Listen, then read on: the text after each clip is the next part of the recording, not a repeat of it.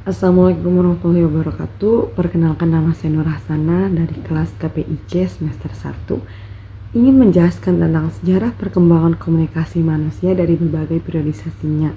Ada beberapa era yang bisa kita pelajari untuk melihat sejarah perkembangan komunikasi dari masa ke masa.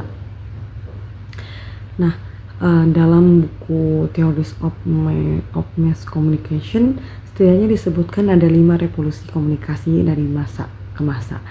Itu yang pertama, zaman penggunaan tanda dan isyarat sebagai alat berkomunikasi, dan yang kedua, zaman digunakannya percakapan dan bahasa sebagai alat komunikasi.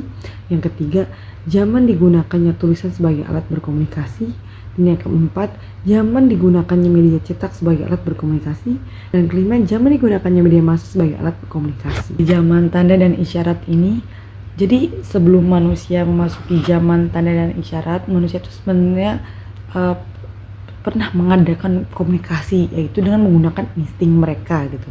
Jadi dengan kata lain, sebelum masuknya atau adanya zaman tanda dan isyarat, mereka tuh pernah berkomunikasi gitu, yaitu menggunakan insting mereka. Nah, gerak dan tanda isyarat juga dalam ilmu komunikasi disebut dengan nonverbal. Era ini juga merupakan era yang paling awal dalam sejarah perkembangan manusia dan muncul jauh sebelum nenek moyang manusia dapat berjalan tegak.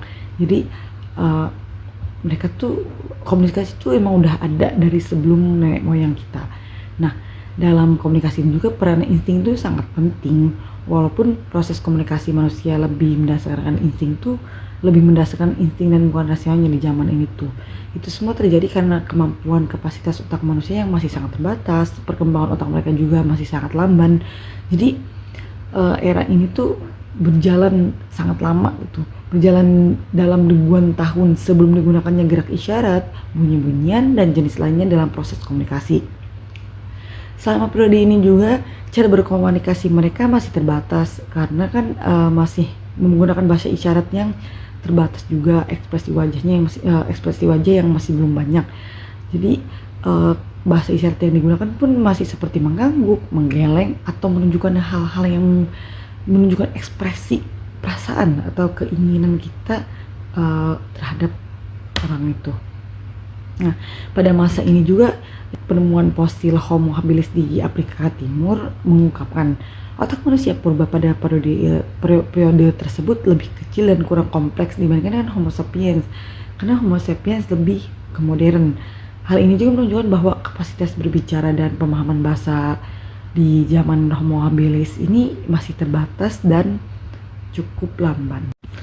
Nah, di zaman yang kedua ini, yaitu zaman percakapan lisan dan bahasa. Pada zaman ini tuh masyarakat telah mampu berkomunikasi secara verbal dengan menyampaikan pesan melalui kata-kata. Kemampuan ini juga menambahkan cara manusia untuk berkomunikasi.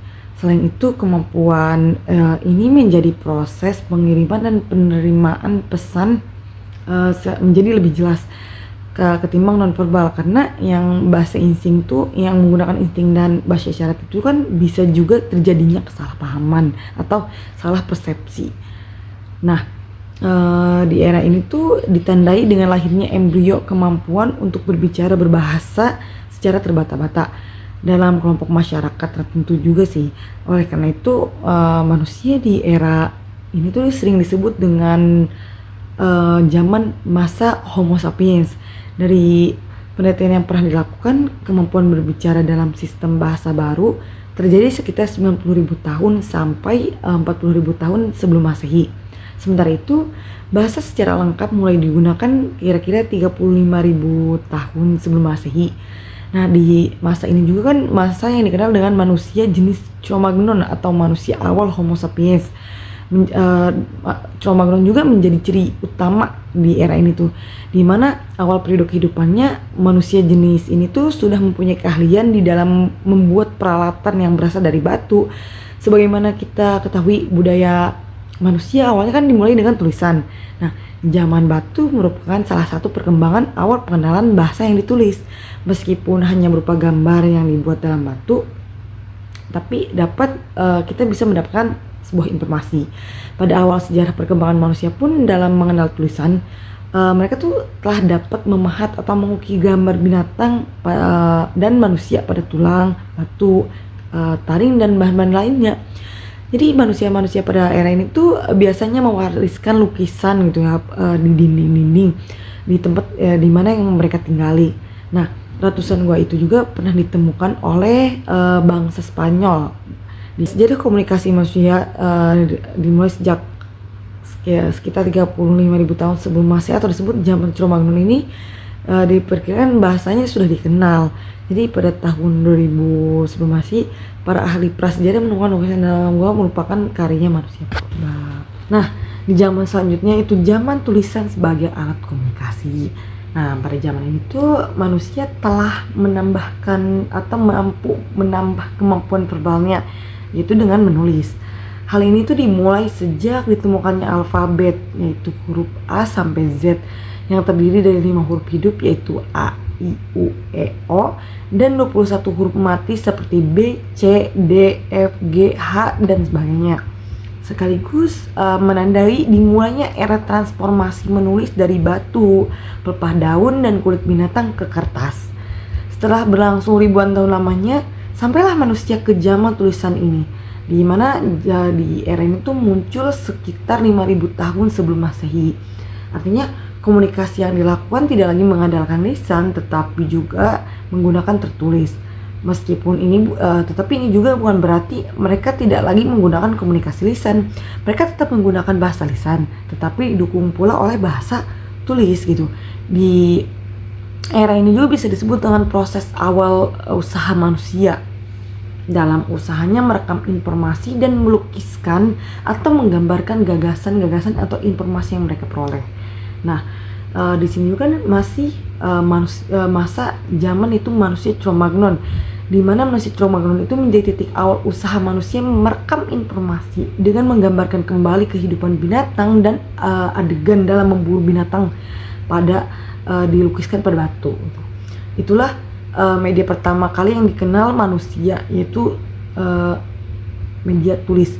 Kita juga telah mengetahui bahwa orang-orang Cro-Magnon memproduksi lukisan bagus pada dinding-dinding gua yang mereka tinggali. Jadi sejarah tulisan itu sejarahnya berjalan sendiri gitu dengan usaha manusia yang merekam informasi yang diperolehnya. Nah, untuk selanjutnya juga kan zaman media cetak sebagai alat komunikasi. Nah, di zaman ini tuh ditandai dengan ditemukannya mesin cetak oleh Johannes Gutenberg. Nah, dia tuh seorang pandai logam yang berkebangsaan Jerman pada tahun 1440-an. Nah, ada dua hal penting yang layak dicermati dalam era media cetak ini. Yang pertama yaitu media surat kabar dan juga media cetak lainnya bisa muncul setelah seperangkat kompleksitas elemen budaya muncul dan terus berkembang di masyarakat. Dan yang kedua, seperti hampir terjadi pada semua penemuan sebelumnya, penemuan mesin cetak juga merupakan gabungan antar elemen dalam masyarakat. Jadi masyarakat menerima perkembangan media cetak itu karena tak lain dan tak bukan sebagai sebuah kompleks budaya yang terus butuh berkembang. Nah, pada akhir abad ke-19 muncullah beberapa bentuk media cetak seperti surat kabar, buku, dan majalah yang digunakan secara luas oleh masyarakat. Media tersebut juga mewakili bentuk baru komunikasi yang mempengaruhi tidak hanya pola interaksi di dalam komunitas dan masyarakat, tapi juga pandangan psikologi. Nah, untuk masa yang terakhir atau zaman yang terakhir itu zaman media massa sebagai alat komunikasi. Nah, pada zaman ini tuh masyarakat telah menggunakan media massa sebagai alat komunikasi seperti media cetak, surat kabar, radio, televisi, dan film yang menjadikan masyarakat semakin modern. Apalagi kan dengan ditemukannya internet seperti sekarang ini kan, di zaman sekarang. Beberapa pakar menolak internet dan media daring masuk dalam komunikasi massa. Namun merujuknya kepada ciri-cirinya, maka media daring merupakan bagian tak terpisahkan dari sejarah dan perkembangan komunikasi massa. Nah, dan lagi munculnya internet sebagai bentuk komunikasi massa yang paling baru juga membawa pengaruh yang tidak sedikit pula. Jadi internet telah mengambil peran revolusi komunikasi yang kian kompleks. Orang-orang tidak perlu susah untuk mengirim pesan dengan memakai jasa pos, tetapi cukup untuk memakai surat elektronik atau seperti email atau WhatsApp. Apalagi dengan perantara internet akan lebih cepat sampai di alamat tujuan gitu kan. Terus seseorang juga bisa berkomunikasi melalui chattingan seperti di WA gitu kan. Jadi dengan teman atau keluarga yang jauh di luar pulau, di luar kota, di luar benua, kita masih bisa berkomunikasi. Jadi disinilah berkomunikasi massa. Jadi semua dipercepat, semua dipermudah, semua disederhanakan, tetapi dampak negatif juga banyak yang timbul. Jadi seperti banyak timbul lebih nyata dan besar. Jadi munculnya era komunikasi massa adalah keniscayaan yang tidak bisa dihindari. Komunikasi massa adalah niscaya sejarah perkembangan manusia dalam melakukan komunikasi. Semakin cerdas manusia, semakin kompleks dan rumit komunikasi yang dilakukan.